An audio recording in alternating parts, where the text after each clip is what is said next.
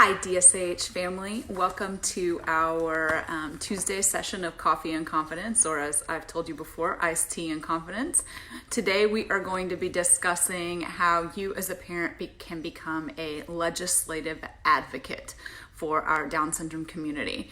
My name is Kim Torres. I'm the executive director here at the Down Syndrome Association of Houston, and I'm going to share some tips with you on how I found my legislative advocacy voice over the years, because it wasn't a voice that I found immediately. So grab your coffee or your iced tea, I guess you could say, and let's get started. Okay, so the first thing is that we're all advocates as parents. We're all advocates. We advocate at our kids' schools, at their doctor's appointments, at their soccer fields, at restaurants when we're helping them order their meals. So advocating isn't something that any of us stink at.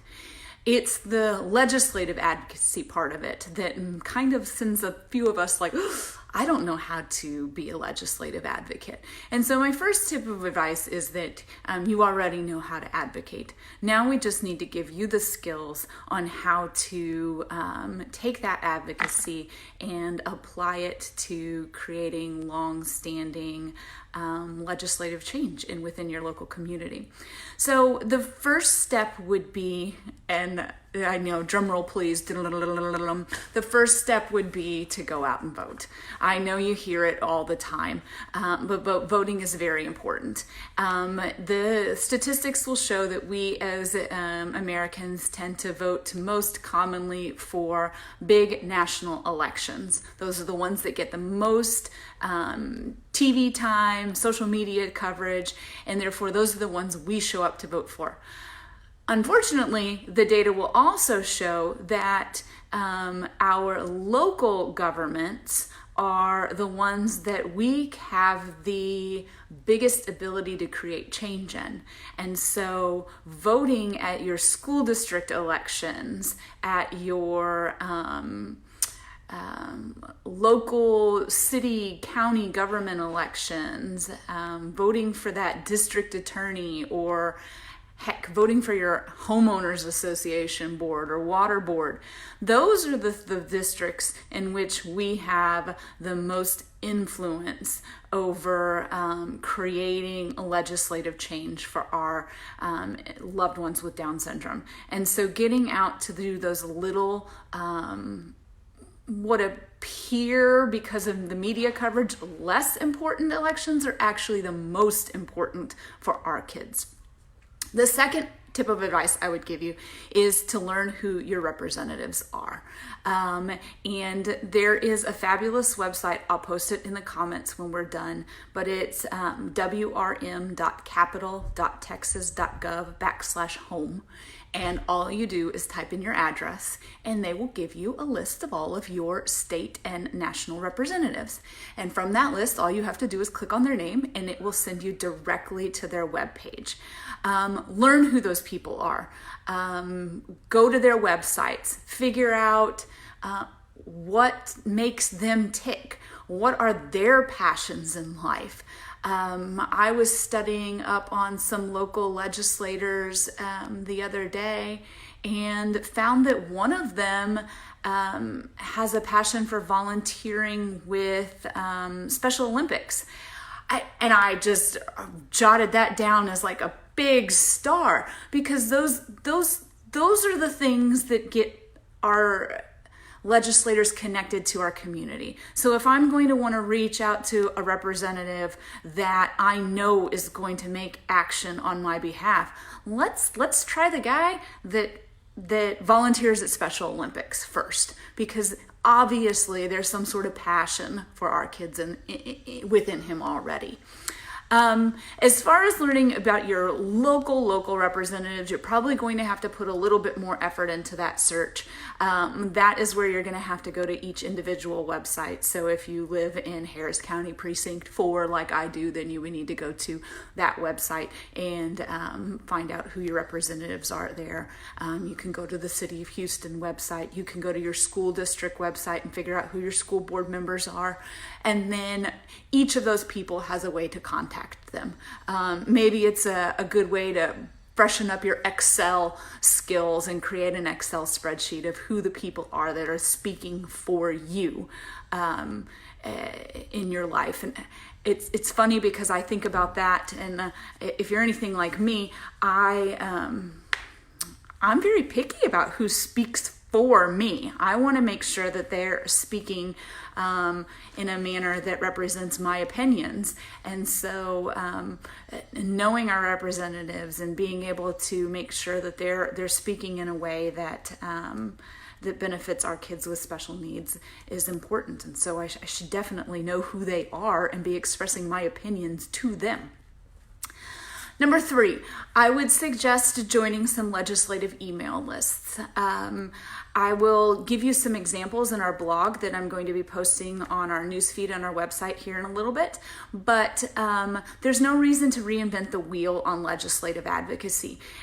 You can simply join email lists and see what the big advocate agencies are looking at for in the coming sessions. A couple of them that I follow are the state council. Like I sit on the Texas Council for Developmental Disabilities. They have a great newsletter on the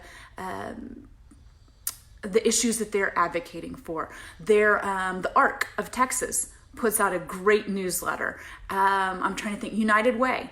These big organizations have staff that is dedicated to lobbying and advocating and creating position statements. And even the other day, the ARC sent one to me, and they had already created a form that if you agreed with the issue that they were trying to advocate on, all you had to do was go to their website and click on the button, and it would create the letter that you needed to send directly to your advocate. And it would or directly to your legislator. So it took like 2 minutes to send that message of support for individuals with Down syndrome to my legislator without me having to reinvent the entire wheel. And again, you'll want to check my blog post out later today or tomorrow once it gets uploaded to the website for more information on some of these resources that you might be looking at, email lists that you might be looking to join. Tip number 4 is learn to letter write. It's the way you're going to communicate with your legislators. There are a lot of people legislating or advocating out there, and you're not going to get your legislator on the phone every single time. And so letter writing is extremely important. You don't want to be too emotional, yet you don't want to be too factual, and you don't want to be so short they don't know what you're talking about, but you don't want to be so long that they don't read your letter. So in my blog post, you'll see that I have my big insight is go to Google and Google what good legislative advocacy letters look like.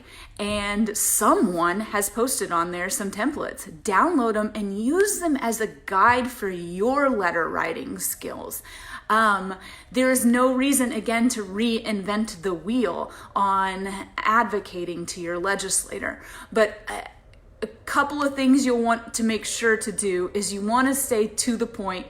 You want to stay short enough and sweet enough that they're going to read your letter. And you're definitely going to want to embed some emotion in it so that they can see that you're just not, computer generated, stock letter that doesn't have meaning behind it.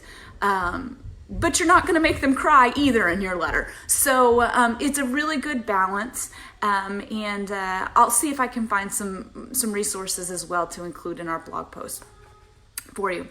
My fifth one, and this is long-term, is move to the phone and in-person visits. And this only comes after you've built relationships with your legislative representatives. They are busy. We are busy. You don't have time. They don't have time to take a phone call every single time you want to make some change in our political system. And so being able to build that relationship up through email first is instrumental in having good quality conversation over the phone and in person. I'll tell you, the second you get reply directly from your legislator, you're going to do the happy dance. Heck, I still do the happy dance anytime someone replies to me directly. I don't get that, thank you for your important information standard reply. When someone actually replies back like, yes, Kim, I agree with you. Make sure you send this to the rest of your representatives. I still jump up and down like, woohoo, I've changed the world for just a little bit of time.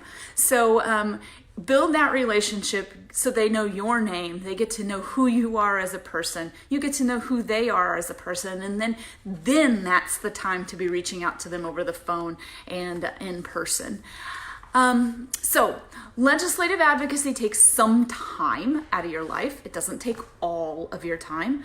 But it's extremely important part of this role as an advocate for our children. Some of the just quick little tidbits before I sign off here, but some of the quick little things that we're advocating for right now that are going to make huge differences in all of our lives are, making sure that the federal government doesn't suspend our kiddos' special education rights under the Individuals with Disabilities Education Act. Making sure that sustained Medicaid funding is continued and not cut during this COVID crisis. And making sure that these relief packages are looking at preventing the closure of disability services. For instance, day habilitation services are considered small businesses in many cases. And what is the government doing to make sure that they don't all shut down because of high unemployment rates and forced closures over the next couple of months? And so if they do, what happens to all of our adults that need day habilitation and their families who need them in order to get back to work? And so advocating and putting these little tidbits of information into our legislators' heads so that they can see that there's all sorts of aspects behind something as simple as an economic relief package. I know that's not very simple, but it's entirely important for us as parents to be participating in this process, to make sure that the legislators are hearing the voices of our kids through our voice. So I'm going to wrap up by saying we are starting a parent advocacy committee here at DSAH where you can join me in email campaigns is what we're going to start with, and learning how to advocate to our legislative representatives to create political change for our kids. So if you would be interested in joining up with me on that and letting us teach you how to or walk you through those steps, please reach out to us through the Contact Us button in our website, www.dsah.org, and just say, I'm ready to advocate. And we will get you on the email list to start receiving information on how to do that. So I hope I've talked you into adding another feature to your mom or dad resume as advocate for a person with Down syndrome. Have a wonderful afternoon. It's chilly outside. I guess it's another good day to go walk our dogs. So I will see you on Thursday. We are doing a fitness workshop at high noon. So thanks for joining us again. See you next time. Bye, guys.